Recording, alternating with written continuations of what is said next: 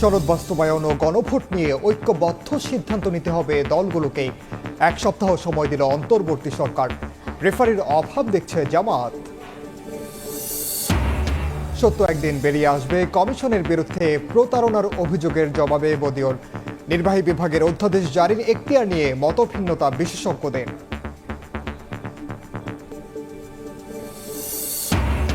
সংকটময় মুহূর্তে দাঁড়িয়ে দেশ নির্বাচনের উপর নির্ভর করছে গণতন্ত্রের পথে যাত্রা, বললেন সিইসি। ভোট সুষ্ঠু করতে দল বাহিনী সহ সবার সহযোগিতা প্রত্যাশা। ভারপ্রাপ্ত চেয়ারম্যান তারেক রহমানের নেতৃত্বে গুলশানে বিএনপির স্থায়ী কমিটির বৈঠক। চূড়ান্ত হতে পারে দল ও জোটের প্রার্থী তালিকা। কিছুক্ষণ পর ব্রিফিং। এবং নতুন টেলিকম নীতি বাস্তবায়নে গ্রাহকের ব্রডব্যান্ড ইন্টারনেট খরচ বাড়ছে 20%। প্রতিবাদে অপারেটরদের বিক্ষোভ। এক নামে সিম সংখ্যা 7-এ নামানোর উদ্যোগ।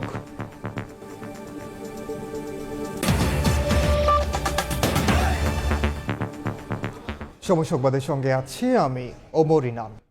জুলাই সনদ বাস্তবায়ন প্রক্রিয়া সহ গণভোট নিয়ে দলগুলোকে ঐক্যবদ্ধ সিদ্ধান্ত নিতে এক সপ্তাহ সময় দিয়েছে অন্তর্বর্তী সরকার। অন্যথায় তারা এই করণীয় ঠিক করবেন বলে জানিয়েছেন আইন উপদেষ্টা ডক্টর আসিফ নজরুল। উপদেষ্টা পরিষদের বিশেষ বৈঠক শেষে তিনি জানান, এ নিয়ে আর সরকারের পক্ষ থেকে কোনো আলোচনার আয়োজন করা হবে না। 28 অক্টোবর জুলাই জাতীয় সনদ বাস্তবায়নের সুপারিশ প্রধান উপদেষ্টার কাছে জমা দেয় জাতীয় ঐক্যমত্য কমিশন। এরপর থেকেই রাজনৈতিক দলগুলোর মধ্যে শুরু হয় তীব্র বিরোধ। সনদ বাস্তবায়ন প্রক্রিয়া নিয়ে চলছে তুমুল আলোচনা সমালোচনা। নোট অফ ডিসেন্ট বাদ দেওয়াকে জনগণের সঙ্গে প্রতারণা বলছে বিএনপি, আর জাতীয় নির্বাচনের আগেই গণভোটের দাবি জামায়াতের। এসব কারণে জাতীয় নির্বাচন পিছিয়ে যাওয়ার শঙ্কার কথাও বলছেন রাজনীতিকরা। এমন প্রেক্ষাপটে সোমবার বিশেষ উপদেষ্টা পরিষদ বৈঠক অনুষ্ঠিত হয় তেজগাঁওয়ে। প্রধান উপদেষ্টার কার্যালয়ে ডক্টর মোহাম্মদ ইউনূসের সভাপতিত্বে অন্যান্য উপদেষ্টারাও অংশ নেন সভায়। সাম্প্রতিক রাজনৈতিক পরিবেশ ও আইন শৃঙ্খলা পরিস্থিতি নিয়ে আলোচনা হয় বৈঠকে। নেওয়া হয় বেশ কিছু সিদ্ধান্ত। উপদেষ্টা পরিষদের বৈঠকের বিস্তারিত জানাতে প্রধান উপদেষ্টার তেজগাঁও কার্যালয়ে সংবাদ সম্মেলনে হাজির হন আইন উপদেষ্টা ডক্টর আসিফ নজরুল। জুলাই সনদ বাস্তবায়ন প্রক্রিয়া, বিরোধপূর্ণ বিষয় ও গণভোট নিয়ে আগামী এক সপ্তাহের মধ্যে রাজনৈতিক দলগুলোকে আলাপ আলোচনা করে সরকারকে ঐক্যবদ্ধ সিদ্ধান্ত জানানোর আহ্বান জানান তিনি। বলেন, অন্যথায় করণীয় ঠিক করবে সরকার। রাজনৈতিক দলগুলোকে স্বীয় উদ্যোগে নিজেদের মধ্যে আলাপ আলোচনা করে সম্ভাব্য দ্রুততম সময়ে, সম্ভব হলে আগামী এক সপ্তাহের মধ্যে সরকারকে ঐক্যবদ্ধ দিক নির্দেশনা প্রদান করার আহ্বান জানানো হয়। ওনারা যদি ঐক্যবদ্ধ নির্দেশনা না দিতে পারেন, অবশ্যই সরকারের মতো সিদ্ধান্ত নেবে। এক প্রশ্নের জবাবে আইন উপদেষ্টা বলেন, জুলাই সনদ নিয়ে সরকার আর সংলাপের আয়োজন করবে না। রাজনৈতিক দলগুলোকে নিজ উদ্যোগেই নিজেদের মধ্যে সংলাপের ব্যবস্থা করতে হবে। সরকার আর কোনো আয়োজন করতে যাচ্ছে না। এই রাজনৈতিক দলগুলা, যারা ফ্যাসিবাদ বিরোধী রাজনৈতিক দলগুলো আছে, ওনারা 15 বছর নিজেরা আলোচনা করে বহু গুরুত্বপূর্ণ সিদ্ধান্ত নিয়েছেন। ওনারা সে উদ্যোগে নিজেরা আলোচনা করে আমাদেরকে একটা ঐক্যবদ্ধ নির্দেশনা দিবেন, এই প্রত্যাশা করছি। অল্প সময়ের মধ্যেই জুলাই সনদ বাস্তবায়ন নিয়ে রাজনৈতিক দলগুলো কার্যকর উদ্যোগ নেবে বলে প্রত্যাশা উপদেষ্টা পরিষদের। হয়েছে তা আপনাদের লিখিতভাবে আমি জানি। নাজমুস সালেহী, সময় সংবাদ, ঢাকা। গণভোট ইস্যুতে দলগুলোকে আলোচনা করে সিদ্ধান্ত নিতে সরকারের আহ্বানকে স্বাগত জানিয়েছে জামায়াতে ইসলামী সহ 8 দল। এক্ষেত্রে রেফারির অভাবের শঙ্কা জানিয়ে নেতারা সরকারকে সেই ভূমিকা পালনের আহ্বান জানান। রাজধানীর পুরানা পল্টনে 8 দলের যৌথ সংবাদ সম্মেলনে জাতীয় নির্বাচনের আগে চলতি মাসে গণভোট, পিআর পদ্ধতিতে নির্বাচন সহ অভিন্ন দাবিতে নতুন কর্মসূচি ঘোষণা করা হয়। জুলাই সনদের আইনি ভিত্তি দিতে গণভোটের দাবিতে গত সেপ্টেম্বর থেকে রাজপথে সরব জামায়াতে ইসলামী, ইসলামী আন্দোলন সহ 8টি রাজনৈতিক দল। 4 ধাপে সারা দেশে কর্মসূচি পালন করে জাতীয় নির্বাচনের আগে চলতি মাসেই গণভোটের দাবি জানায় তারা। দাবি আদায়ে করণীয় ঠিক করতে রাজধানীর পুরানা পল্টনে বাংলাদেশ খেলাফত মজলিসের কার্যালয়ে জৌলি সভা করে আন্দোলনরত দলগুলো। সভা শেষে জামায়াতের নায়েবে আমির সৈয়দ আব্দুল্লাহ মোহাম্মদ তাহের বলেন, জুলাই সনদ বাস্তবায়নে গণভোট ইস্যুতে দলগুলোকে আলোচনা করে সিদ্ধান্ত নিতে উপদেষ্টা পরিষদের আহ্বান ইতিবাচক, তবে সরকারকে রেফারির ভূমিকা পালন করতে হবে। গতকালকেই একটি আলোচনার আহ্বান করেছিলাম দলগুলোর ভিতরে। আজকে উপদেষ্টা পরিষদ সেরকম একটি আহ্বানে সকল দলের কাছে জানিয়েছে। আমরা এখন দেখতে চাই মেন স্টেক হোল্ডার মৌলিকভাবে যে সমস্ত দল আছেন তারা এই আহ্বানকে কীভাবে সাড়া দেয়। যে সিদ্ধান্ত নিয়েছে সেটাকে আমরা স্বাগত জানাই, কিন্তু একটা বিষয় যোগ করতে চাই, কারণ হচ্ছে উপদেষ্টা পরিষদ যদি এটা মনে করে যে তাদের আর কোনো দায়িত্ব নাই, তারা কিছুই করবে না, দলগুলোই মিলে করবে, তাহলে এখানে একটা রেফারির অভাব হতে পারে। জাতীয় নির্বাচনের আগে গণভোট না হলে সনদ বাস্তবায়নে সংখ্যার কথা জানান যুগপৎ আন্দোলনের অন্য নেতারা। দাবি আদায়ে দেন নতুন কর্মসূচি। গণমিছিলের সময় হলো বৃহস্পতিবার 6 নভেম্বর সকাল 11টা রাজধানীর পল্টন মোড়। বিভিন্ন রাজনৈতিক দল ভিন্ন ভিন্ন গণমিছিল করে পল্টনে এসে একীভূত হব। জুলাই সনদটা যদি আইনে ভিত্তি না পায় সেখানে নির্বাচনও কিন্তু বৈধতা থাকবে না। এই জন্য আগে যদি গণভোট হয়, আইন ভিত্তি হয়, তারপর জাতীয় নির্বাচন তার ভিত্তিতে হয়, তাহলে সেখানে কোনো প্রশ্ন থাকে না। সেখানে বিএনপি যে বলছে একই দিনে দাবি না মানলে আন্দোলন জোরদার করার কথা জানান 8 দলের নেতারা। তানভীর হাসান মেঘ, সময় সংবাদ, ঢাকা। সত্য একদিন বেরিয়ে আসবে। ঐকমত্য কমিশনের বিরুদ্ধে রাজনৈতিক দলগুলোর প্রতারণা ও বিশ্বাসঘাতকতার অভিযোগের জবাবে এ কথা বলেছেন বদিউল আলম মজুমদার। এদিকে সংসদ নির্বাচনের আগে গণভোট এবং সরকারের অধ্যাদেশ জারির এখতিয়ার নিয়ে ভিন্ন ভিন্ন মত দিয়েছেন সংবিধান বিশেষজ্ঞরা। জুলাই সনদ বাস্তবায়নের সুপারিশ নিয়ে সরকার ও কমিশনের বিরুদ্ধে প্রতারণা ও বিশ্বাসঘাতকতার অভিযোগ এনেছে বিএনপি। গণভোট ইস্যুতে রাজনৈতিক দলগুলোর মতবিরোধে তৈরি হয়েছে নতুন সংকট। শঙ্কা তৈরি হয়েছে টাইমলাইন অনুযায়ী আগামী নির্বাচন হওয়া নিয়ে। ঐকমত্য কমিশনের সাবেক সদস্য বদিউল আলম মজুমদার মনে করেন, ফেব্রুয়ারিতেই নির্বাচন হতে হবে। কমিশনের বিরুদ্ধে ওঠা অভিযোগ প্রসঙ্গে তিনি বলেন, সত্য একদিন বেরিয়ে আসবে। যে সত্য একদিন বেরিয়ে আসবে, ওকে, এটাই আমার আর কিছু বলার দরকার নেই। নিরসন করার জন্য রাজনৈতিক দলগুলোকেই দায়িত্ব দিয়েছে সরকার, সেই বিষয়টাকে আপনি ওকে, আমি বললাম তো সত্য একদিন বেরিয়ে আসবে। ওকে ওকে, আপনি কনফিডেন্ট?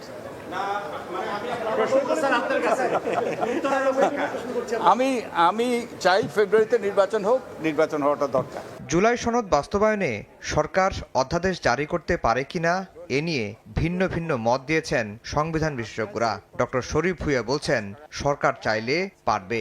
আর স্বাধীন মালিক মনে করেন, আইন পাশ করা অথবা অধ্যাদেশ জারির কোনো এখতিয়ার নেই নির্বাহী বিভাগ প্রধানের। সরকার প্রধানও জারি করতে পারেন এবং সম্ভব সেটার আইনগত একটা ব্যাখ্যা দেয়া যায় যদি সরকার প্রধান এটা জারি করতে চান। আর সরকার প্রধান জারি করতে না চাইলে রাষ্ট্রপতি করতে পারেন। তবে এটা দুভাবেই সম্ভব বলে আমি মনে করি এবং দুভাবেই এটাকে আইনগতভাবে সমর্থন করা সম্ভব। প্রধান উপদেষ্টা তো প্রধানমন্ত্রীর মতো, অর্থাৎ নির্বাহী বিভাগের প্রধান। নির্বাহী বিভাগের প্রধান বা প্রধানমন্ত্রী বা প্রধান উপদেষ্টা কখনো আইন পাশ করতে পারে না। তাহলে তো আমাদের যে তিনটা অঙ্গ, একজনের কাজ আইন পাশ করা, একজনের কাজ বিচার করা, একজনের কাজ দেশ পরিচালনা করা, তাহলে তো এখন সুপ্রিম কোর্ট বলবে যে আমরা আইন পাশ করব, অথবা আইনসভা বলবে যে আমরা বিচার করবো। এটা তো হয় না, এগুলি তো আইনে নাই, এগুলি সব উদ্ভট ধারণা। সংসদ কার্যকর হওয়ার আগে গণভোট আয়োজন আইনের প্রচলিত ধারণার পরিপন্থী বলেও মনে করেন স্বাধীন মালিক। আফজাল হোসেন, সময় সংবাদ, ঢাকা। একদিকে বিভিন্ন ইস্যুতে দলগুলোর পরস্পর বিরোধী অবস্থান, আবার সরকারের সঙ্গেও টানাপোড়েন। আর এসবের মধ্যে আগামী মাসে নির্বাচনী তফসিল ঘোষণার আগে মীমাংসা করতে হবে গণভোট ও জুলাই সনদ বাস্তবায়ন ইস্যুর। আর সে কারণে চলতি মাসে হতে যাচ্ছে রাজনীতির গতিপথ নির্ধারণী মাস।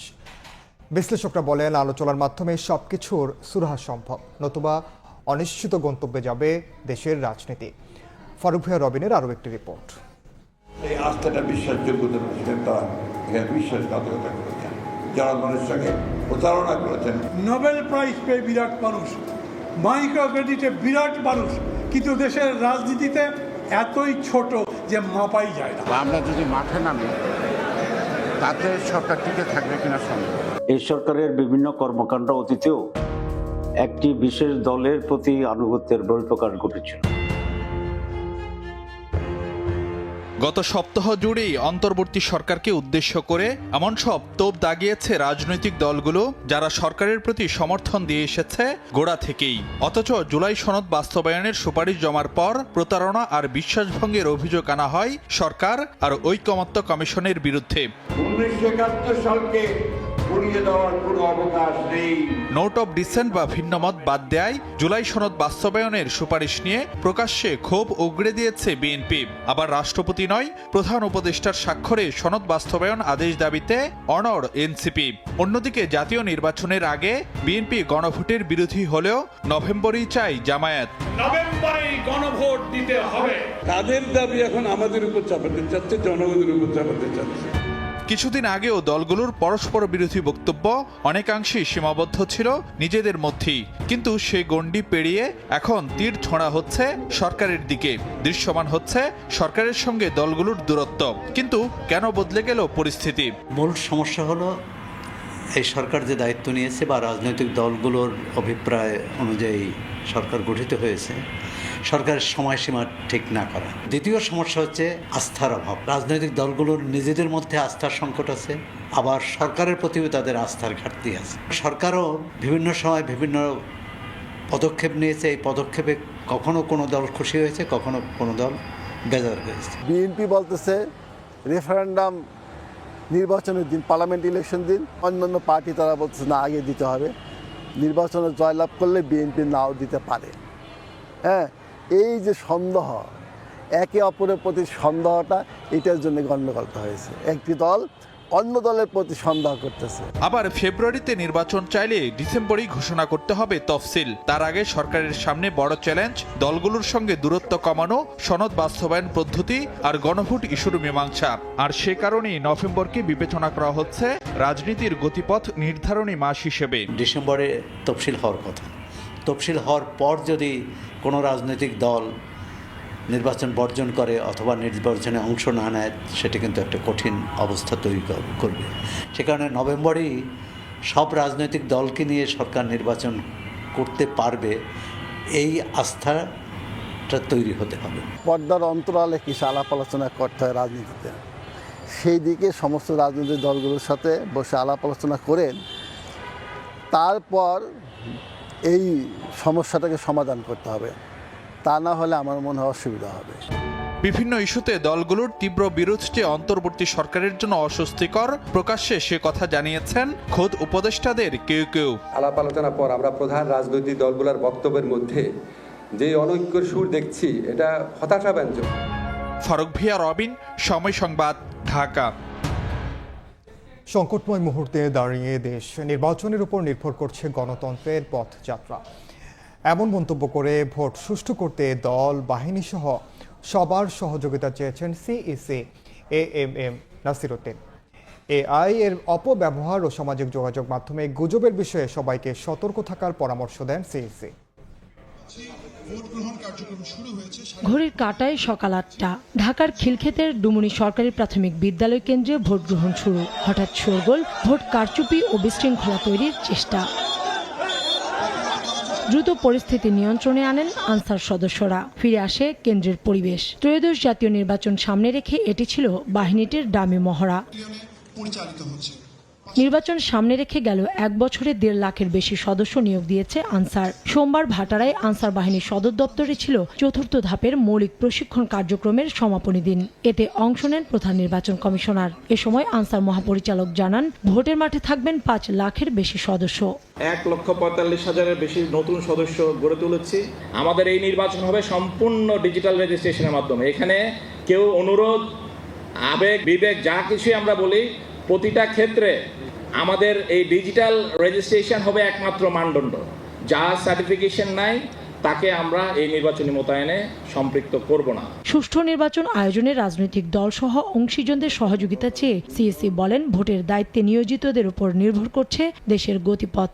বাংলাদেশ এখন খুব একটা সংকটময় মুহূর্তে দাঁড়িয়ে আছে। আমরা জাতি হিসাবে, দেশ হিসাবে কোন দিকে যাব, গণতন্ত্রের পথে কিভাবে হাঁটব, এই সব কিছু নির্ভর করছে কিন্তু আগামী নির্বাচনের উপর। আপনারা যারা ভোটের দায়িত্বে নিয়োজিত হবেন তাদের উপরে কিন্তু বাংলাদেশের ভবিষ্যৎ বিনির্মাণের একটা দায়িত্ব এসে পড়েছে প্রকারান্তরে। বাংলাদেশের যে ভবিষ্যৎ যে গতিপথ নির্ধারণ হবে আগামী ইলেকশনের মাধ্যমে, এই গতিপথ নির্ধারণে এই আনসার বাহিনীর ভূমিকা বিশাল একটা ভূমিকা থাকবে। দেশজুড়ে আনসার বাহিনীর নেটওয়ার্ক কাজে লাগিয়ে অপপ্রচার প্রতিরোধের আহ্বান জানান সিসি। কাউসার চৌধুরী কুমু, সময় সংবাদ, ঢাকা। গুলশানে বিএনপি চেয়ারপারসনের রাজনৈতিক কার্যালয়ে জরুরি বৈঠকে বসেছেন দলটির স্থায়ী কমিটির সদস্যরা। একই সঙ্গে দলের সাংগঠনিক টিমের সদস্যদেরও ডাকা হয়েছে। লন্ডন থেকে ভার্চুয়ালি যুক্ত হয়ে বৈঠকের সভাপতিত্ব করছেন দলের ভারপ্রাপ্ত চেয়ারম্যান তারেক রহমান। বৈঠকে মিত্র রাজনৈতিক দলের জন্য সম্ভাব্য আসন রেখে 200 আসনে প্রাথমিকভাবে একক প্রার্থী তালিকা চূড়ান্ত করার বিষয়ে আলোচনা হতে পারে। এছাড়া জুলাই সনদ সহ দেশের চলমান পরিস্থিতি নিয়েও আলোচনার কথা রয়েছে। স্থায়ী কমিটির বৈঠক শেষে সাংগঠনিক টিমের সদস্যদের নিয়ে আরও একটি বৈঠক হবে।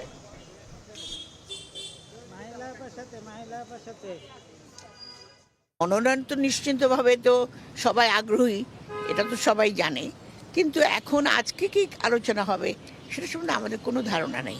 দলের স্ট্যান্ডিং কমিটি আছে, ওনারা আলোচনা করে চেয়ারম্যান সাহেবের উপস্থিতিতে পরবর্তী করণীয় বা নির্ধারণী সব কিছুই জানাবেন।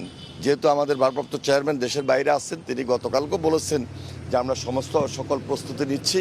ইনশাল্লাহ আমাদের দৃঢ় বিশ্বাস আমরা একটা ভালো সংবাদের অপেক্ষায় থাকব।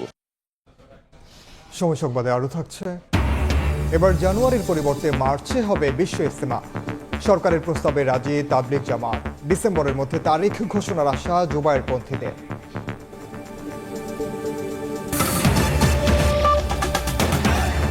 গুমের অভিযোগে শেখ হাসিনা সহ 7 জনের বিরুদ্ধে আন্তর্জাতিক অপরাধ ট্রাইব্যুনালের প্রসিকিউশনে অভিযোগ করেছেন ছাত্রদলের সাবেক যুগ্ম সম্পাদক মফিজুর রহমান আশিক। দুপুরে ট্রাইব্যুনালে হাজির হয়ে অভিযোগ জমা দেন তিনি। শেখ হাসিনা ছাড়াও সাবেক স্বরাষ্ট্রমন্ত্রী মহিউদ্দিন খান আলমগীর, সাবেক সেনা কর্মকর্তা জিয়াউল হাসান, র্যাবের তৎকালীন মহাপরিচালক মোখলেসুর রহমান সহ 7 জনকে অভিযুক্ত করা হয়েছে। পরে সাবেক ছাত্রদল নেতা আশিক বলেন, 2013 ও 2022 সালে তাকে 2 দফা গুম করে শারীরিক নির্যাতন করা হয়। 2 মাস র্যাব 1-এ আটকে রাখা হয়। পরে কাউন্টার টেরোরিজম ইউনিট তুলে নিয়ে যায় বলে জানান তিনি। এরপর মুসলিম বাজারের ঠিক উত্তর পাশে একটা কালভার্ট ছিল, ছোট রোডটা অন্ধকার ছিল, সেখান থেকে আমাকে তুলে নিয়ে গাড়িতে তুলে চোখ বেঁধে ফেলে এবং পিছনে দিয়ে হাত বেঁধে ফেলে। পরে তারা আমাকে খুব চড়থাপ্পড় দিয়ে আমি অনেকটা সেন্সলেস হয়ে যাই। এর অনেকক্ষণ পর ওরা গাড়ি ড্রাইভ করে নিয়ে যায় আমাকে। আমার এতটুকু সেন্স আছে, তারা কালশি ফ্লাইওভার দিয়ে আমাকে নিয়ে যায়। এদিকে শেখ হাসিনার বিরুদ্ধে প্লট জালিয়াতির মামলার 5 নম্বর আসামি খুরশিদ আলমের বিরুদ্ধে কোনো অভিযোগ পাওয়া যায়নি বলে তদন্ত কর্মকর্তা আফরান জান্নাত কেয়া। সকালে ঢাকার 5ম বিশেষ জজ আদালতে মামলার তদন্ত কর্মকর্তার আংশিক জেরা অনুষ্ঠিত হয়। তদন্ত কর্মকর্তা জানান, তদন্তকালে প্রধানমন্ত্রীর কার্যালয় সহ সংশ্লিষ্ট দফতরের 21 জনের জবানবন্দি নেন তিনি। এ সময় খুরশিদ আলমের বিরুদ্ধে কোনো অভিযোগ করেননি তারা, তবে নথিতে তার বিরুদ্ধে অভিযোগের প্রমাণ রয়েছে বলে জানান দুদকের আইনজীবীরা। 6 অক্টোবর অবশিষ্ট জেরা এবং একই অভিযোগে সজীব ওয়াজেদ জয় ও সাইমা ওয়াজেদ পুতুলের বিরুদ্ধে মামলার সাক্ষ্য গ্রহণ ও জেরা হওয়ার কথা রয়েছে।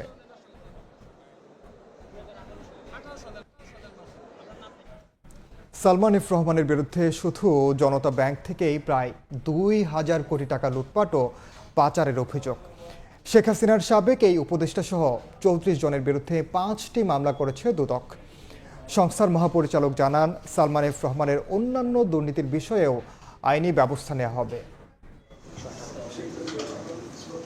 ক্ষমতাচ্যুত প্রধানমন্ত্রী শেখ হাসিনার বেসরকারি বিনিয়োগ বিষয়ক উপদেষ্টা ও বেক্সিমকো গ্রুপের চেয়ারম্যান সালমান এফ রহমানের বিরুদ্ধে অনুসন্ধানের নামে দুদক। অভিযোগে বলা হয়, শেয়ার বাজারে কারসাজির মাধ্যমে হাজার হাজার কোটি টাকা লুট ও সরকারি বেসরকারি ব্যাংক থেকে 34,000 কোটি টাকা আত্মসাৎ করে বিদেশে পাচার করেছেন তিনি। শুধুমাত্র জনতা ব্যাংক থেকেই 2021-22 অর্থ বছরে 1939 কোটি টাকা ঋণের নামে লুট করে পাচার করেছে সালমান এফ রহমানের বেক্সিমকো গ্রুপ। এমন তথ্যই বেরিয়ে এসেছে দুদকের অনুসন্ধানে। এ অভিযোগে সোমবার সালমান এফ রহমানকে প্রধান আসামি করে 34 জনের বিরুদ্ধে 5টি মামলা করেছে দুদক। সংশ্লিষ্ট প্রতিষ্ঠানগুলোর পরিচালনা পর্ষদ, স্বত্বাধিকারী এবং জনতা ব্যাংকের সংশ্লিষ্ট কর্মকর্তা সহ মোট 34 জনের বিরুদ্ধে সংশ্লিষ্ট দুর্নীতি দমন কমিশন আইন 2004, মানি লন্ডারিং প্রতিরোধ আইন 2012, দুর্নীতি প্রতিরোধ আইন 1947 এবং দণ্ডবিধির সংশ্লিষ্ট ধারায় 5টি পৃথক পৃথক মামলা রুজুর সিদ্ধান্ত গৃহীত হয়েছে। মহাপরিচালক জানান, সালমান এফ রহমানের দুর্নীতির এটি একটি ক্ষুদ্রাংশ। পর্যায়ক্রমে বাকিগুলোর বিষয়েও পদক্ষেপ নেওয়া হবে। ব্যাংকিং সেক্টর থেকে যে অর্থ আত্মসাৎ করা হয়েছে তারই একটা অংশ। এত সংক্রান্ত আরও কিছু মামলা হবে যেগুলির কার্যক্রম এখনো শেষ হয়। সাংবাদিকদের প্রশ্নের জবাবে মহাপরিচালক বলেন, নির্বাচন কমিশন চাইলে আসন্ন নির্বাচনে প্রার্থীদের হলফনামায় দেওয়া সম্পদের তথ্য খতিয়ে দেখবে দুর্নীতি দমন কমিশন। তিনি যেই হন না কেন। তাসলিম তৌহিদ, সময় সংবাদ, ঢাকা। এনসিপি নেতা নাসিরুদ্দিন পাটোয়ারির বিরুদ্ধে মানহানি মামলা করেছেন যুবদল নেতা কাজী মুকিতুজ্জামান। সম্প্রতি যুবদল নেতা রবিউল ইসলাম নয়নকে নিয়ে গণমাধ্যমে বিভিন্ন মন্তব্য করেন এনসিপির মুখ্য সমন্বয়ক নাসিরুদ্দিন পাটোয়ারি। এতে ক্ষুব্ধ হয়ে সোমবার আদালতে মানহানির মামলার আবেদন করা হয়। পরে পুলিশের গোয়েন্দা বিভাগকে তদন্তের দায়িত্ব দেন ঢাকার সিএমএম আদালত। মামলার নথিতে বলা হয়, যুবদল নেতা নয়নকে নিয়ে নেতিবাচক মন্তব্য বিএনপি ও অঙ্গ সংগঠনের জন্য মানহানিকর। অভিযোগ প্রমাণিত হলে ক্ষতিপূরণের মামলার বিষয়ে দলীয়ভাবে সিদ্ধান্ত নেওয়া হবে বলে জানান যুবদল নেতার আইনজীবী। ফার্মগেটে মেট্রো রেলের পিলার থেকে বিয়ারিং প্যাড পড়ে পথচারীর মৃত্যুর ঘটনায় প্রশ্ন উঠছে মেট্রো রেলের নিরাপত্তা ও নকশা নিয়ে। দুর্ঘটনার পর নকশায় ত্রুটি, নিম্নমানের সরঞ্জাম এবং ঠিকভাবে কাজ বুঝে না নেওয়াকেই সম্ভাব্য কারণ হিসেবে দেখছেন প্রকল্প সংশ্লিষ্টরা। বলছেন, তদন্তের পরই নিশ্চিত হওয়া যাবে কারণের বিষয়ে। বছর ঘুরতে না ঘুরতেই কাছাকাছি দুটি পিলার থেকে ঘটেছে বিয়ারিং প্যাড পড়ার ঘটনা। সবশেষ ঘটনায় প্রাণ গেছে এক পথচারীর। এরপর থেকেই প্রশ্ন উঠছে ব্যয়বহুল এই প্রকল্পের নিরাপত্তা নিয়ে। সোমবার মেট্রো রেল কর্তৃপক্ষের সংবাদ সম্মেলনেও উঠে আসে এসব ইস্যু। ঢাকা ম্যাস ট্রানজিট কোম্পানির বর্তমান এমডি বলছেন, নকশায় ত্রুটি, সরঞ্জামের ক্ষেত্রে ঘাটতির কারণেই ঘটতে পারে এমন ঘটনা। যদিও এসব বিষয়ে নিশ্চিত হতে এখনো তদন্ত প্রতিবেদনের অপেক্ষায় কর্তৃপক্ষ। এটা হঠাৎের জিনিস না। প্রবাবিলিটি হলো ডিজাইন ফল্ট হতে পারে, কনস্ট্রাক্টিবিলিটি হতে পারে, যেই জিনিসের উপরে বসাইতে বলছে যেই জিনিস দিচ্ছে এটা হতে পারে, অথবা ওয়ার্কম্যানশিপও হতে পারে। যেই কমপ্লায়েন্সে ডিজাইন করা হয়েছিল, যেটা বলা হয়েছিল সেটা হয়তো কন্ট্রাক্টর করে নাই। তিনি আরও জানান, গত বছর বিয়ারিং প্যাড পড়ার পর ড্রোন সহ বিভিন্ন উপায় ব্যবহার করে পুরো অবকাঠামো পর্যবেক্ষণ করা হয়। সাম্প্রতিক সময়েও আবার তা করা হয়েছে। তবে নকশা বুঝে নেয়ার ব্যাপারে দক্ষতার ঘাটতির কথাও জানান ডিএমটিসিএল এমডি। বলেন, বারবার চিঠি দেওয়ার পরও এখনো ঠিকাদার প্রতিষ্ঠান পূর্ণাঙ্গ রূপে কাজ বুঝিয়ে দেয়নি। এই প্যাকেজটা এখন আমরা বুঝে নেই নাই, বিকজ এটাতে এনাফ ডিফেক্ট আছে। আমরা এনাফ কমিউনিকেশন করেছি যে এই ডিফেক্টগুলি সারার পরে আমি বুঝে নেব, প্রপার ওয়েতে বুঝে নেওয়ার জন্য। আমরা এখনো বুঝতেছি যে আমরা বুঝে নেওয়ার সক্ষমতা নাই। দ্রুততম সময়ে আরও 4 থেকে 5 জন নতুন প্রকল্প পরিচালক নিয়োগের পরিকল্পনার কথা জানিয়েছেন ডিএমটিসিএল এর এমডি। স্থানীয় সক্ষমতাকে কাজে লাগিয়ে মেট্রো পরিচালনার উদ্যোগ নেওয়া হচ্ছে বলেও জানান তিনি। নিরাপত্তা নিশ্চিতে প্রয়োজনে নকশার পরিবর্তনের ইঙ্গিত দেন।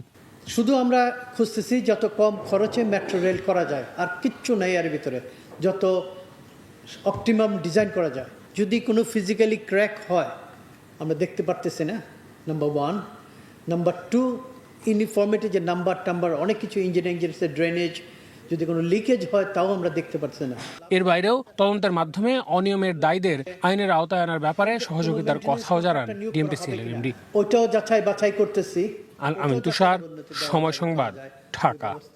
গত 24 ঘন্টায় ডেঙ্গুতে আক্রান্ত হয়ে নতুন করে 5 জনের মৃত্যু হয়েছে। এ নিয়ে চলতি বছর মৃতের সংখ্যা দাঁড়ালো 288 জনে। সোমবার স্বাস্থ্য অধিদপ্তরের বিজ্ঞপ্তিতে জানানো হয়, রোববার সকাল 8টা থেকে সোমবার সকাল 8টা পর্যন্ত 1147 জন ডেঙ্গু রোগী হাসপাতালে ভর্তি হয়েছেন। চলতি বছর এখন পর্যন্ত আক্রান্ত হয়ে হাসপাতালে ভর্তি হয়েছেন 72,805 জন। এদিন সবচেয়ে বেশি আক্রান্ত ঢাকা দক্ষিণ সিটিতে 284 জন, মারা গেছেন একজন। এছাড়া সবচেয়ে বেশি মৃত্যু ঢাকা বিভাগে 3, হাসপাতালে ভর্তি হন 266 জন। বাকি একজন ডেঙ্গু রোগী মারা যান রাজশাহী বিভাগে। নিয়মনীতির তোয়াক্কা না করে অবৈধভাবে হাসপাতালে বর্জ্য বাইরে বিক্রি যেন ওপেন সিক্রেট। এর পেছনে কাজ করছে হাসপাতাল, সিটি কর্পোরেশন ও বর্জ্য ব্যবস্থাপনার সঙ্গে সম্পৃক্ত একটি চক্র। যথাযথ প্রক্রিয়ায় জীবাণুমুক্ত না করে বর্জ্য থেকে সংগ্রহ করা চিকিৎসা সরঞ্জাম আবারও ব্যবহার করায় ঝুঁকির মুখে পড়ছে জনস্বাস্থ্য। মেডিকেল বর্জ্য বাণিজ্য নিয়ে কামরুল হাসানের ধারাবাহিক রিপোর্টের দ্বিতীয় পর্ব আজ। স্যালাইন, সুই, সিরিজ বাচ্চা বিক্রি করি আমরা, ওখানে নিয়ে বাসাই করবে বাইসা ওরা আবার একটা প্যাকেট। চিকিৎসা বর্জ্যকে স্পর্শকাতর হিসেবে গণ্য করা হলেও বিষয়টি নিয়ে অনেকটাই উদাসীন হাসপাতালগুলো। এ ধরনের বর্জ্য ব্যবস্থাপনাকে শৃঙ্খলায় আনতে 2008 সালে নীতিমালা প্রণয়ন কেবল কাগজে কলমেই, মাঠ পর্যায়ে এর খুব একটা প্রতিফলন নেই। নীতিমালায় মেডিকেল বর্জ্য অপসারণ, ধ্বংস করা ও প্রক্রিয়াজাত নিয়ে সুস্পষ্ট নির্দেশনা থাকলেও মানা হচ্ছে না মোটেও। তদারকির জন্য দায়িত্বশীলরা যেন দেখেও দেখেন না, ফলে মেডিকেল বর্জ্য নিয়ে ঝুঁকি এড়ানো যাচ্ছে না। অনুসন্ধান বলছে হাসপাতাল থেকে পাওয়া 2 ধরনের চিকিৎসা বর্জ্য অবৈধভাবে বাইরে বিক্রি হয়। এজন্য হাসপাতালগুলোতে রয়েছে আলাদা সিন্ডিকেট। চিকিৎসা কাজে ব্যবহৃত কাচের বোতল, সিরিঞ্জ, স্যালাইন ব্যাগ ও প্লাস্টিক নল সহ যেসব বর্জ্য নষ্ট করে ফেলার কথা তা চলে যায় একটি পক্ষের কাছে। এগুলো ধরনের কিছুটা খরচ পানি হয়, এগুলো আমরা বিক্রি করি, যেটা জাস্ট হাসা কথা, এটা কোনো মিথ্যা কথা কিনা না। পার্টি আছে, মানে লোক আছে, সব সময় না, প্রতিদিন আসে। পরবর্তীতে এই সিন্ডিকেটের মাধ্যমে পুনঃব্যবহারযোগ্য বর্জ্য সঠিক প্রক্রিয়ায় জীবাণুমুক্ত না করেই পরিষ্কার ও প্যাকেটজাত করে ওষুধের দোকান, বিভিন্ন হাসপাতাল ও ক্লিনিকে পৌঁছে যায়। এসব উপকরণ সঠিকভাবে জীবাণুমুক্ত না হলে পুনঃব্যবহারে থাকে সংক্রামক রোগের ঝুঁকি। প্রায় একই অবস্থা পুনঃচক্রায়নযোগ্য চিকিৎসা বর্জ্যের ক্ষেত্রে। ব্যবহৃত সিরিঞ্জ, ব্লেড, ছুরি, কাঁচি, রক্তের ব্যাগ ও নল, ধাতব উপকরণ নষ্ট না করে সংক্রামিত অবস্থাতেই ভাঙারি দোকানে বিক্রি করা হয়। এসব বর্জ্য পরিবহনের সঙ্গে সংশ্লিষ্টদের থাকে বিভিন্ন সংক্রামক রোগে আক্রান্ত হওয়ার ঝুঁকি। করতে করতে একটু অভ্যাস হয়ে গেছে, প্রায় 7-8 বছর ধরে করতেছি, তো আল্লাহর মধ্যে কোনো কিছু হয়নি। আমার আগে আরো অনেকজনই করছে। শুধু মেডিকেল বর্জ্যকে ঘিরে পুরান ঢাকার চকবাজার ও লালবাগ এলাকায় গড়ে উঠেছে শতাধিক ভাঙারির দোকান। এর মধ্যে নামাপাড়া, টাইগার গলি, ইসলামবাগ, বাঁশপট্টি, শহীদনগর, কিল্লার মোড় বিশেষভাবে উল্লেখযোগ্য। সরজমিনে দেখা গেছে এসব এলাকায় গড়ে ওঠা ছোট ছোট দোকানে মজুত রাখা হয়েছে পরিত্যক্ত স্যালাইন, সিরিঞ্জ, নল, যা অরক্ষিতভাবেই বাছাই করছে শিশু থেকে বিভিন্ন বয়সী মানুষ। হাত সুই ঢেকে হাত কাইটে বহুত কিছু, স্বাস্থ্য খারাপ হলে তো আর করার কিছু নেই, পেটে তো বাদ দেওয়া লাগবে। টিআইবি বলছে চিকিৎসা বর্জ্য ব্যবস্থাপনা সংক্রান্ত আইনে বিভিন্ন দুর্বলতা রয়েছে। পাশাপাশি পরিবেশ অধিদপ্তর, স্বাস্থ্য অধিদপ্তর ও বিভাগীয় কমিশনারের কার্যালয় সহ সংশ্লিষ্ট অংশীজনদের আন্তরিকতার ঘাটতি রয়েছে। আমাদের আইনে ঘাটতি আছে, বিধিমালাতে ঘাটতি আছে, কিন্তু যতটুকু আছে সেটা যথাযথ প্রয়োগ হয় না। যারা ওর সাথে অনিয়মের সাথে জড়িত, নিয়মগুলি বিধিগুলো লঙ্ঘন করছে না, তাদেরকে জল দিতে আনতে হবে। অনেকগুলো কিন্তু স্টেক হোল্ডার আছে, স্বাস্থ্য অধিদপ্তর, পরিবেশ অধিদপ্তর, সিটি কর্পোরেশনগুলো, পৌরসভাগুলো, বিভাগীয় কমিশনারদের কার্যালয়, এদের সকলের কিন্তু মানে দায়িত্ব হচ্ছে যে এই যে চেইনটা আমার চিকিৎসা বর্জ্য ব্যবস্থাপনায় সুশাসন নিশ্চিত করা, স্বচ্ছতা জবাবদিহি নিশ্চিত করা, প্রত্যেকেরই ভূমিকা আছে। মেডিকেল বর্জ্য নিয়ে চলমান অব্যবস্থাপনা কাটিয়ে উঠতে সরকারের সংশ্লিষ্ট মহল এখনই এগিয়ে না এলে ভবিষ্যতে এই সমস্যা আরও প্রকট হবে বলে মনে করেন সংশ্লিষ্টরা। কামরুল হাসান, সময় সংবাদ, ঢাকা। সময় সংবাদে আরও থাকছে। নিজ দেশে মার্কিন সামরিক অভিযান চালানোর আহ্বান, শান্তিতে নোবেলজয়ী মারিয়া মাজাদোর। ভেনেজুয়েলায় মাদুরোর দিন ফুরিয়ে আসছে, হুঁশিয়ারি ডোনাল্ড ট্রাম্পের।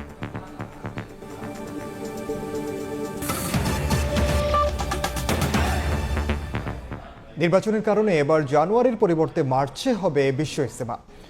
সরকারের প্রস্তাবে সম্মতি জানিয়ে ডিসেম্বরের মধ্যে তারিখ ঘোষণার আশা তাবলিগ জামাতের। বিকেলে জাতীয় প্রেস ক্লাবে সংবাদ সম্মেলনে তাবলিগ জামাতের জুবাইরপন্থী অংশের নেতা মুফতি কেফায়েতুল্লাহ আজহারি বলেন, সহিংসতা এড়াতে ইজতেমা চলাকালে টঙ্গী ময়দানকে কেপিআই ঘোষণা করতে হবে। এবার সাদপন্থীদের ইজতেমা করার সুযোগ নেই জানিয়ে তিনি বলেন, তারপরও হামলা করতে পারে তারা। এ কারণে ইজতেমা ময়দানকে কেপিআই ঘোষণা করা জরুরি। এ সময় গত বছর ইজতেমা মাঠে হত্যার দ্রুত বিচার দাবি করেন জুবাইরপন্থীরা। আর আমাদের 2026 মার্চের যে কোনো একদিন ওনারা এখন থেকেই উপদেষ্টা মণ্ডলীর পরামর্শ ক্রমে আমাদেরকে সিদ্ধান্ত করে দেন, যাতে করে পরবর্তী সরকার, নির্বাচিত সরকারও আমাদের সে তারিখটাকে পরিবর্তন না করেন। এরকম একটা নির্ধারিত তারিখ ওনারা করে দেন, যাতে বিশ্ব থেকে আমাদের মেহমানদের আসাটা সহজ হয়। বাড়ছে ব্রডব্যান্ড ইন্টারনেট সেবার খরচ। নতুন টেলিকম পলিসিতে বিভিন্ন ফি ও চার্জ আরোপের কারণে গ্রাহককে দিতে হবে অতিরিক্ত 20% অর্থ। এতে 500 টাকার সংযোগে 100 এবং 1000 টাকার সংযোগে খরচ বাড়বে 200 টাকা। গ্রাহকের পাশাপাশি সেবাদাতাদেরও ব্যান্ডউইথ কিনতে খরচ বাড়বে 14%। দেশে ফ্রিল্যান্সিং, অনলাইন কেনাকাটা সহ নানা কাজে দৈনিক 8400 জিবিপিএস ব্যান্ডউইথ ব্যবহার করেন 13 কোটির বেশি গ্রাহক। এর মধ্যে 60% ব্যান্ডউইথই ব্যবহার করেন 1 কোটি 34 লাখ ব্রডব্যান্ড গ্রাহক। এই ব্রডব্যান্ড গ্রাহকদের জন্য আসছে দুঃসংবাদ। নতুন টেলিকম পলিসিতে আইএসপি সেবাদাতাদের 5.5% রাজস্ব ভাগাভাগি করতে হবে। সামাজিক দায়বদ্ধতা তহবিলে জমা দিতে হবে আরও 1%। লাইসেন্স অধিগ্রহণ ফি 5 গুণ এবং নবায়নের বাৎসরিক ফি বেড়ে হয়েছে 4 গুণ। সেক্টরে যেই ধরনের স্টারলিংকের ক্ষেত্রে লাইসেন্স অধিগ্রহণ ফি 12 লাখ টাকা হলেও আইএসপিদের জন্য করা হয়েছে 25 লাখ টাকা। এছাড়া সাবমেরিন কেবল ও আইটিসি অপারেটর থেকে ব্যান্ডউইথ কিনতে ভ্যাট ট্যাক্স বাবদ খরচ 3% থেকে বেড়ে দাঁড়াচ্ছে 17%। সবকিছু মিলিয়ে গ্রাহক পর্যায়ে খরচ বাড়বে 20%। নতুন গাইডলাইন অনুযায়ী ফিক্সড ইন্টারনেট এর মূল্য বৃদ্ধি পাচ্ছে। বিটিআরসি নতুন নিয়ম অনুযায়ী ইন্টারনেট সেবাদাতাদের উপর নতুন করে রেভিনিউ শেয়ারিং, উচ্চ লাইসেন্স ফি আরোপ, সরাসরি ব্রডব্যান্ড প্যাকেজের দাম বাড়াবে। অনুষ্ঠানে স্টারলিংকে অতিরিক্ত সুবিধা দেওয়া হচ্ছে বলে অভিযোগ তোলেন সেবাদাতারা। সার্বিক পরিস্থিতি বিবেচনায় নির্বাচনের আগেই টেলিকম পলিসিতে রাজনৈতিক দলগুলোকে হস্তক্ষেপ করার আহ্বান জানান আইএসপিএবি সভাপতি। আমি ডিরেক্ট এটা বলবো না যে আমরা ইন্টারনেট বন্ধ করব, কিন্তু ওনাদের পলিসি ডিজিটাল শাটডাউনের দিকে এগিয়ে নিয়ে যাবে। আমাদের লিখিত বক্তব্যেই রাজনৈতিক হস্তক্ষেপ কামনা করেছি, কারণ পরবর্তীতে ওনারা দায়িত্ব নেওয়ার সাথে সাথে এই কমপ্লেনগুলি কিংবা এই সমস্যার সমাধানগুলি নিয়ে যখন যাব, তখন ওনারা চিন্তা করবে নতুন সরকারকে আমরা প্রেশার দিচ্ছি, বাট সেই ইন্টেনশন থেকে কিন্তু আমরা না। বর্তমানে বিটিআরসির হিসাবে সারা দেশে 2400-র বেশি ব্রডব্যান্ড ইন্টারনেট সেবাদাতা রয়েছে।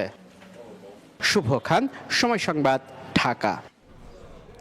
এবার এক ব্যক্তির নামে সিম সংখ্যা 10 থেকে 7টিতে নামানোর উদ্যোগ নিচ্ছে বিটিআরসি। কমিশন বলছে শিগগিরই আনুষ্ঠানিক চিঠি দিয়ে সরকারের চূড়ান্ত সিদ্ধান্ত জানতে চাওয়া হবে। তবে সিম কার্ড কমানোর উদ্যোগ নিয়ে আপত্তি তুলেছে মোবাইল অপারেটররা। তারা বলছে এই সিদ্ধান্ত বাস্তবায়ন হলে 1 কোটি 20 লাখ গ্রাহকের 3 কোটি 80 লাখ সিম কার্ড বন্ধ হবে। শুভ খানের আরও একটি রিপোর্ট। তারবিহীন ওয়াইফাই সেবা, ভেহিকেল ট্র্যাকিং সহ নানা কাজে বাড়ছে সিম কার্ডের ব্যবহার। অপরদিকে আর্থিক জালিয়াতি, প্রতারণা সহ অপরাধমূলক কর্মকাণ্ড ঘটছে মোবাইল ফোনের মাধ্যমে। এসব অপরাধ নিয়ন্ত্রণে 1 নভেম্বর থেকে এক ব্যক্তির নামে সিম সংখ্যা 15 থেকে নামানো হয়েছে 10টিতে। এতে বন্ধ হচ্ছে প্রায় 67 লাখ সিম। এই রেশ না কাটতেই জাতীয় নির্বাচনের আগে আইনশৃঙ্খলা পরিস্থিতি নিয়ন্ত্রণে সিম সংখ্যা 10 থেকে 7টিতে নামানোর ঘোষণা দিয়েছেন স্বরাষ্ট্র উপদেষ্টা। নির্বাচনের আগে আমরা হয়তো 7টার ভিতরে যদি আসতে পারি। বিটিআরসির তথ্য মতে বর্তমানে দেশে প্রায় 6 কোটি 76 লাখ গ্রাহকের হাতে আছে 18 কোটি 79 লাখ মোবাইল সিম। এর মধ্যে প্রায় 80% গ্রাহকের নামে আছে 1 থেকে 5টি সিম কার্ড। 6 থেকে 10টি সিম কার্ড আছে 1 কোটি 20 লাখ গ্রাহকের। সরকারি ঘোষণা বাস্তবায়ন হলে বন্ধ হবে 3 কোটি 80 লাখ সিম কার্ড। যারা ব্যবসা বাণিজ্য করে ওনাদের কিন্তু সিম বেশি লাগে। 3টা থেকে 4টা সিম হইলে হয়, 2টা হইলে হয়। আমি কিভাবে ইউজ করতেছি এটা অবশ্যই আমাদের নৈতিকতার উপর ডিপেন্ড করবে। প্রতিটি সিম কার্ডে বড় অঙ্কের ভর্তুকি দেয় মোবাইল অপারেটররা। তাদের দাবি সিম সংখ্যা কমালে বছরে 2000 কোটি টাকার রাজস্ব বঞ্চিত হবে সরকার। গলতটা হচ্ছে আসলে ন্যাশনাল আইডি ডেটাবেস চুরি হয়ে গেছে। আপনি সিম একটা করলেও যা অবস্থা হবে, 20টা করলেও তাই হবে। ব্যাপারটা ইভালুয়েটেড হোক, ইমিডিয়েটলি হয়তো আবার ইমিডিয়েটলি সাথে নেমে আসা will be very very challenging. সব স্টেক হোল্ডার আছে, কিভাবে এই ফ্রডুলেন্ট অ্যাক্টিভিটিসকে আমরা চেক করতে পারি, not by reducing SIMs. BTRC বলছে আইওটি সেবার জন্য আলাদা সিরিজের সিম কার্ড দেওয়া হচ্ছে। ব্যক্তিগত ব্যবহারের জন্য সিম সংখ্যা 10 থেকে আরো কমাতে সরকারের চূড়ান্ত মতামত চেয়ে চিঠি দেওয়া হবে। একটা মানুষের ইভেন 10টা সিম থাকার কোনো যৌক্তিকতা নাই। আসলে সরকারের অনুমোদন চাবো, সরকারের মতামত চাবো এই ব্যাপারে। যে আমরা আরো এক ধাপ নামিয়ে নিয়ে আসবো। বর্তমানে এক ব্যক্তির নামে ভারতে 9টি, পাকিস্তানে 5টি ও মালদ্বীপে 10টি সিম নেওয়া যায়। শুভ খান, সময় সংবাদ, ঢাকা।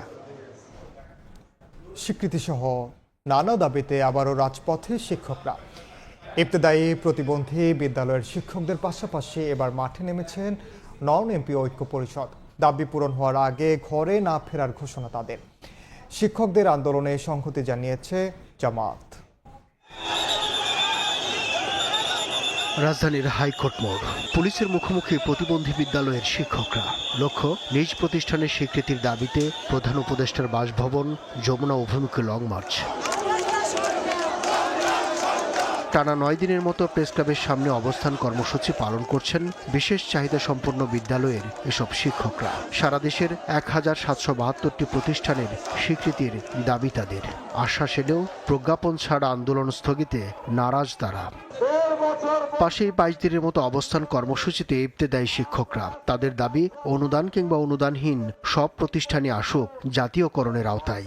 শিক্ষকদেরকে আর অপমান করেন না, আপনারা আমাদের কষ্ট বুঝুন। বেতন দাবি লিখিত দেবে, আজকে 12টার মধ্যে, কালকে ঘোষণা দিতে দিয়ে যাবে, এখনো আসছে না। প্রেস ক্লাবের প্রধান ফটকের পাশে দ্বিতীয় দিনের মতো রাজপথে নেমেছে সম্মিলিত নন এমপি ঐক্য পরিষদ। এতে সংহতি জানিয়ে জামায়াতের সিনিয়র নায়েবে আমির মুজিবুর রহমান বলেন, অধিকার আদায়ের জন্য সরকারের সঙ্গে আলোচনা করবেন তারা। শিক্ষকদের এই দাবি ন্যায্য দাবি, তাদের বেঁচে থাকার দাবি, তাদের খেয়ে পরে শিক্ষা দান করার জন্য একটা পরিবেশ ফিরিয়ে আনার দাবি। সেই জন্য এটা যত দ্রুত হবে তত দেশ এবং জাতির জন্য কল্যাণকর হবে। 2500 প্রতিষ্ঠান এমপিওভুক্ত করে প্রজ্ঞাপন জারি না হলে কঠোর কর্মসূচির হুঁশিয়ারি আন্দোলনকারীদের। আব্দুল্লাহ শাফি, সময় সংবাদ, ঢাকা।